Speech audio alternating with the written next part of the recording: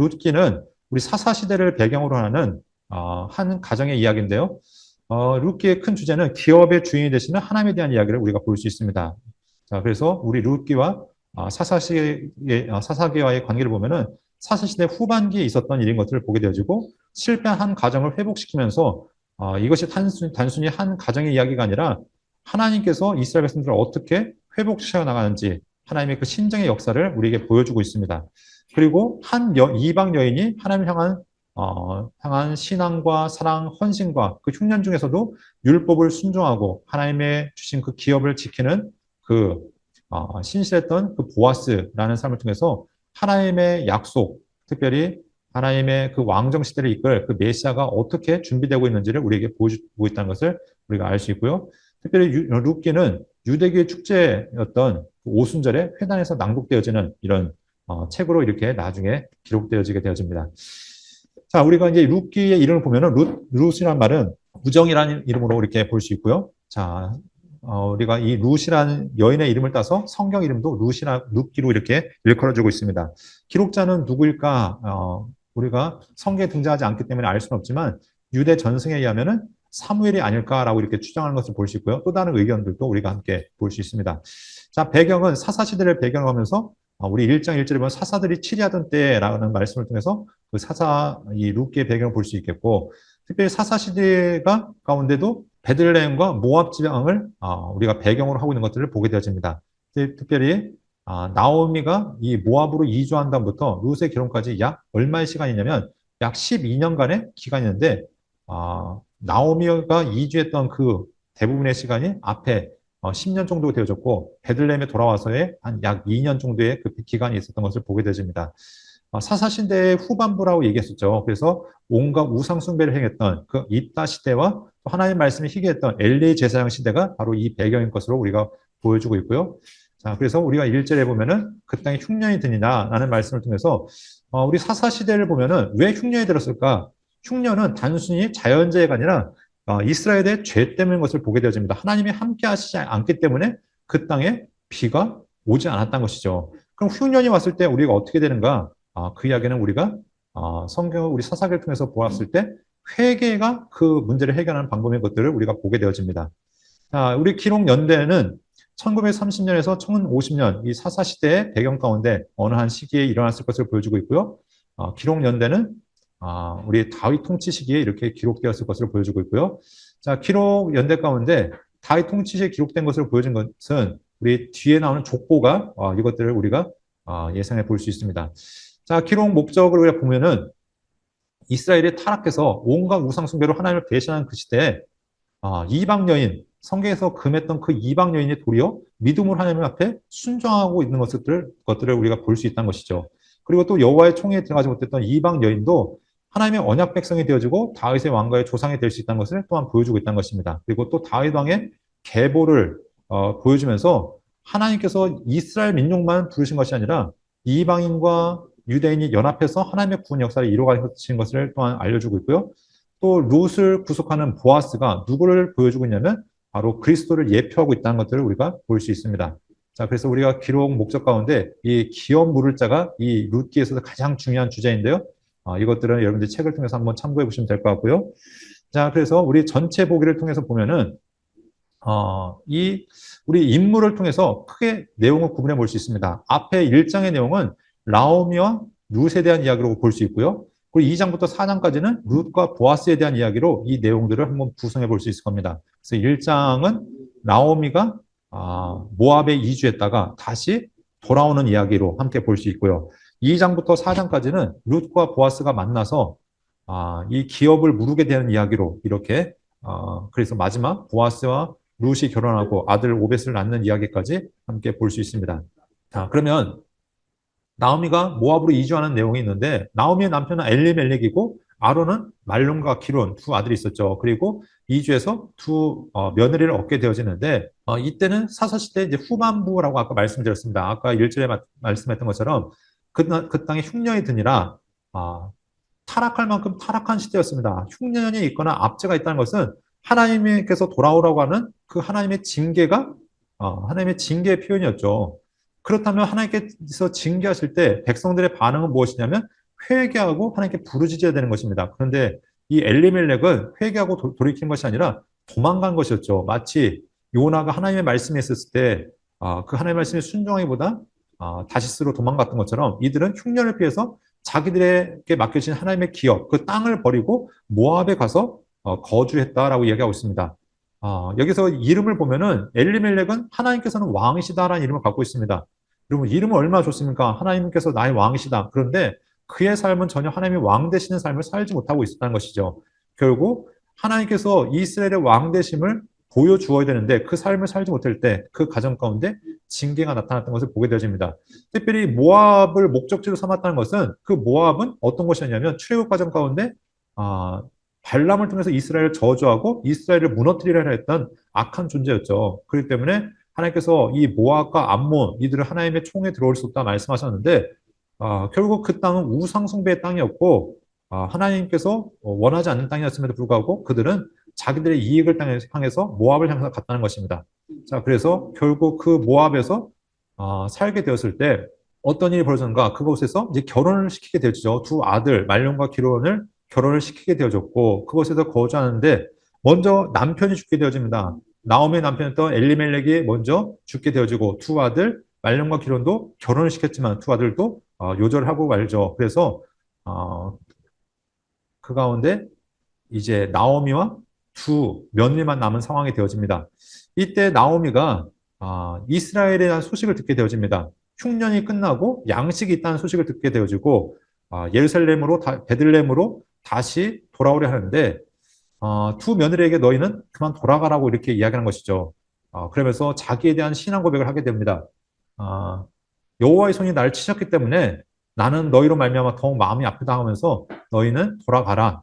그리고 이렇게 얘기했을 때 룻이 어떻게 고백하냐면 어머니의 백성이 나의 백성이 되고 하나님의 어머니의 하나님이 나의 하나님이 되신다라고 하면서 내가 어머니와 함께하겠다라고 이렇게 고백하는 것을 보게 되죠. 그러면서 이 오르반은 돌아갔지만 그리고 그러나 이 룻은 어머니를 따라서 돌아왔던 것을 보게 되어집니다. 그러니까 하나님께서 이 나오미와 룻의 모습을 통해서 이스라엘 모습을 우리에게 알려주고 있는 것이죠. 온 이스라엘 백성들이 하나님을 버리고 있는 상황이었습니다. 당시 이 시대적 배경이. 그리고 스스로 왕이 되려고 했고 우상을 숭배하며 악한 길을 걸을 때 이방 여인이었던 룻은 도리어 어머니를 따라 하나님의 백성이 되고 싶다라고 고백하면서 이스라엘로 찾아오고 있다는 것이죠. 그렇다면 룻이 어떻게 신앙을 갖게 되었을 것인가? 아마도 그 나오미의 영향이었을 것으로 이렇게 보여집니다. 그래도 하나님을 향한 나오미의 신앙이 있었기 때문에 룻이 하나님 앞에 돌아왔던 것을 보게 되어지고 이렇게 하나님 백성을 되기 위해서 결심했을 때 하나님은 그 룻을 받아주셨던 것을 보게 되어집니다. 이게 이제 나오미가 이렇게 보게 되어지는데 아까 지도를 하면서 모압 땅에서 이렇게 건너오기 위해서는 아르논 골짜기를 해야 되는데 아르논 골짜기가 정말 어마어마한 골짜기죠. 우리가 생각하는 계곡 수준이 아니라 정말 어마어마한 협곡인 것을 보게 되어지는데 이 골짜기를 건너서 베들레헴으로 이렇게 돌아오는 것을 볼 수 있습니다. 자, 돌아왔는데 재산과 땅과 모든 것다 팔아서 모압으로 이주했는데 지금은 이제 빈털터리로 돌아왔습니다. 아무것도 없는 상황이죠. 그래서 나오미가 이렇게 고백하는 겁니다. 젖는 자가 나를 괴롭게 하셨다. 내가 풍족하게 나갔지만 여호와께 나를 비워 돌아가고 있었다. 나를 징계하셨고 나를 괴롭게 하셨다. 그런데 하나님에 대한 원망이 있는 것이죠. 자기의 처지에 대한 자괴감이 담겨 있는 것입니다. 그런데 이제부터 하나님께서 이 나오미와 룻을 돌보시는 것들을 우리가 볼 수 있습니다. 그러면서 하나님께서 룻과 나오미를 어떻게 신실하게 인도하시냐면 때마침 돌아왔을 때 그때가 이삭 죽을 때였던 것을 보게 되어집니다. 그래서 룻과 나오미는 이제 이삭을 주어서 생계를 유지해야 되는데 그 일에서 이제 며느리 룻이 나가는 거죠. 그래서 시어머니의 허락을 받고 이삭을 주우러 가는데 성경에 보면은 우연히 보아스의 밭에 이르렀다라고 얘기합니다. 그러니까 우리가 그 모든 인과관계를 알지 못할 때는 우연이라고 얘기하지만 하나님의 계획 가운데는 우연이 없죠. 하나님께서 이들을 신실하게 인도하시고 있는 것을 보게 되어집니다. 그러니까 그 모든 것들이 하나님의 계획 가운데 하나하나 신실하게 인도하게 되어지죠. 우리 이 룻게 보면은 하나님의 말씀이 선포되어지지 않고 또 하나님이 어떻게 일하셨다라고 말하지 않지만 하나님의 역사심이 그들의 삶 가운데 드러나고 있는 것들을 보게 되어집니다. 그래서 이 룻과 보아스가 만나게 되어지고 이 보아스가 이 룻을 위해서 은혜를 베풀게 되어집니다. 당시 이 룻이 참 어이없는 짓을 하게 되어지는데 추수가 한참 진행되고 있는 밭에 가서 이삭을 줍고 있는 것입니다. 원래 이삭을 줍기 위해서는 추수가 다 완료가 된 다음에 그 밭에 들어가야 되는데 추수가 한참 되고 있는 땅에 가서 이삭을 줄 때 보아스는 도리어 어떻게 하냐면 이삭을 뿌리라고 얘기하죠. 그래서 풍족하게 룻이 이 이삭을 주워 오는 것을 보게 되어집니다. 그래서 16절 보면은 곡식답을 해서 조금씩 뽑아 뿌려서 그에게 죽게 하고 꾸짖지 말라라고 얘기하고 있습니다. 그래서 그가 이삭을 얼마나 주워왔냐면 그날 약 한 20kg 정도를 주워왔다라고 얘기하고 있습니다. 그러니까 이 보아스의 행동은 무엇이냐? 율법에 보면 그런 말씀이 있죠. 레위기에 보면은 너희가 땅에서 곡식을 거둘 때 반 모퉁이까지 다 거두지 말고 떨어진 이삭을 줍지 말라. 가난한 이들을 남겨두라. 근데 이들은 남겨두는 수준이 아니라 도리어 뽑아서 버리라 하면서 그들을 향해서 아주 적극적인 선행으로서 하나님의 뜻을 이루어 갔던 것을 보게 되어집니다. 그래서 하나님께서 이 보아스를 통해서 하나님의 사랑을 이렇게 보여주고 있는 것들을 보게 되어진데요. 룻이 집에 돌아와서 어머니에게 이야기한 것이죠. 어머니, 제가 이런 일이 있었습니다 하면서 보아스와 만난 일들을 이야기했을 때 나오미는 그가 우리의 기업을 물을 자라는 것들을 이야기합니다. 여기서 이제 중요한 주제가 나오죠. 바로 이 기업을 물은다는 것. 이것이 기업을 물은다는 것이 무엇이냐? 성경에서 이제 고엘이라고 얘기하는데 여러분 이제 교재를 보시면 자세한 이야기가 이제 설명이 되어 있습니다. 기업을 물은 것은 땅과 연관이 있습니다. 그래서 하나님께 받은 땅이 다른 지파로 옮겨지지 않고 그 땅을 계속 그 지파에 머물게 하기 위한 규칙이 바로 고엘인데 그 기업을 물은 것 가운데 바로 이제 수원법 그러니까 대를 이어주는 것도 바로 그 안에 이제 포함되어 있는 것들을 보게 되어집니다.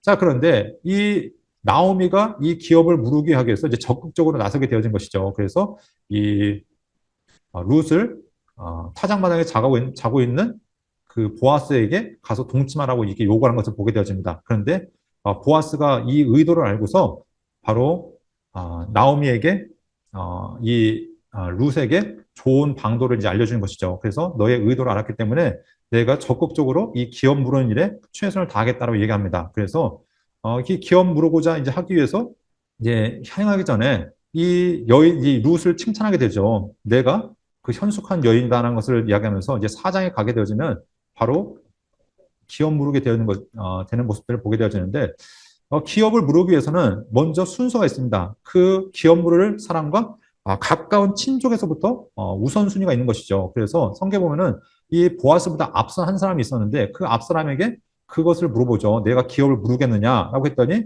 성경은 이 사람을 뭐라고 표현하냐면 아무개라라고 이야기합니다. 왜냐하면 이 사람이 기업을 결국 무르지 않았기 때문에 성경은 이 사람의 이름을 언급하지 않고 있습니다. 왜냐하면 뭐 이름이 언급되어봤자 아무 의미가 없기 때문에 네, 이 아무개로 이야기하는데 이 아무개가 처음에는 기업을 무르겠다고 얘기하죠. 왜냐하면 어차피 이 땅을 무르게 되어지면 나중엔 자기의 소유가 될 것을 예상했기 때문입니다. 그런데 여기에는 한 가지 돌발 상황이 있었는데 그것은 바로 기업을 무르는 것뿐만 아니라 그 집안에 과부된 룻을 책임져야 된다는 그리고 그에게 대를 이어져야 되는 요구까지 하게 되어진 것이죠. 그랬을 때 이것이 자기에게 손해가 있다는 것을 알기 때문에 결국은 기업을 무르지 못하겠다 하면서 그 책임을 거절하게 되어지죠.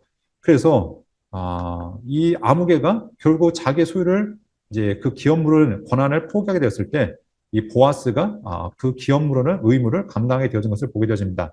자, 그래서 보아스는 기업을 물을 뿐만 아니라 룻과 재혼함으로써 이 엘리멜렉의 기업이 엘리멜렉의 지파를 떠나지 않고 남아있도록 하게 되어지고 그리고 나중에 이 룻과 결혼해서 이 기업이 나오미의 기업이 될 뿐만 아니라 나중에 이 모든 이제 소유가 그 집안에 머물게 하게 되어지는 이런 일들을 보게 되어지는데 자, 우리 교재 189쪽에 보면은 여러분들이 팁으로 나오미의 기업이 무르는 것이 복잡한 이유라고 해서 이 1, 2, 3, 4를 읽어보시면은 이 우리가 생각하는 수원법의 문제가 아니라 이것이 기업 무르는 문제인데 왜 이런 복잡한 문제가 발생했는지를 우리가 함께 하나하나 이제 볼 수 있습니다. 그래서 성경은 이 오벳이 엘리멜렉의 또는 그 룻의 남편이었던 말론의 자식이 아니라 보아스의 아들로 기록된 이유가 왜 그런 것인지를 우리에게 이렇게 알려주고 있습니다. 자, 그래서 보아스와 룻이 결혼을 하면서 기업도 무르게 되어지고 또 이 결혼을 통해서 보아스는 자기 아들을 얻게 되어지는 이런 일들을 보게 되어지는데요. 자, 그래서 여인들이 이 보아스와 룻의 아들을 이제 축하하면서 이렇게 이제 찬송하는 모습들이 보게 되죠. 그래서 여호와께서 오늘 내게 기업 물을 자가 없게 하지 않으셨도다. 너를 사랑하며 일곱 아들보다 더 귀한 내 며느리가 나왔도다 하면서 바로 이 오벳에 대한 축복을 하게 되는 것을 보게 되어집니다. 바로 이 오벳이 누구였는가? 성경은 바로 다윗의 할아버지가 바로 이 오벳이었다라고 이야기하고 있습니다. 자, 그래서 우리가 이 룻기를 볼 때 보아스와 룻의 이야기를 단순히 사랑 이야기로 단정하기는 무리가 있습니다. 왜냐하면 이들의 관계를 우리 이제 기업 물을 자의 관계를 봤을 때 최소한 시숙부와 조카 며느리 그러니까 나이 차이가 적어도 한 20살, 30살 이상은 차이 나는 아마 이런 큰 그런 관계였던 걸로 보여지고 또 보아스가 2달 동안 룻의 기업을 물은 일에 있어서 되게 소극적이었지만 나중에 이 이방 여인의 적극적인 행동을 통해서 그 믿음에 감동을 받고 이 결혼을 하게 된 것을 통해서 그것이 단순한 연애 사건이 아니라 하나님 말씀을 지키고자 하는 그런 순종에서 나타났던 이런 결혼인 것들 우리가 함께 살펴볼 수 있습니다. 자, 이제 룻기를 이제 마무리하게 되는데요. 이 룻기의 이야기는 우리에게 몇 가지 교훈을 주고 있습니다. 첫 번째, 당시 시대 상황을 보면 하나님께서 극심한 우상 숭배 가운데서도 하나님을 향한 신실한 믿음을 지켰던 나오미, 룻, 보아스의 그 믿음의 이야기를 우리가 이 룻기를 통해서 볼 수 있습니다. 모든 이들이 당시에 사사도, 나시린도, 제사장도, 레위인도 하나님 말씀을 떠나고 있을 그때 그 누구보다 하나님 말씀을 신실하게 지켜가고자 했던 그들의 모습을 통해서 하나님께서 이 가정의 회복을 통해서 이스라엘을 회복하시고자 하는 하나님의 계획과 하나님의 꿈을 우리가 볼 수 있다는 것입니다. 그래서 여호와의 총에 들을 수 없었던 이방 여인 룻이 하나님 앞에 온전히 순종함으로 하나님을 향한 온전한 믿음을 통해서 하나님의 구원 백성이 되어지고 특별히 다윗의 조상으로서 또 메시아의 후손으로서 메시아의 조상으로서 어떻게 하나님 앞에 쓰임 받는지를 우리에게 보여주고 있다는 것입니다. 그래서 하나님께서 하나님을 진정으로 사랑했던 한 가정의 이야기를 통해서 바로 하나님의 구원 역사가 어떻게 이루어지는지 그래서 하나님은 사사시대에도 진정으로 하나님을 왕으로 인정하고 하나님께 돌아온 자를 통해서 하나님께서 하나님의 통치하심, 하나님의 인도하심을 어떻게 보여주시는지를 이 룻기를 통해서 우리에게 알려주고 있습니다.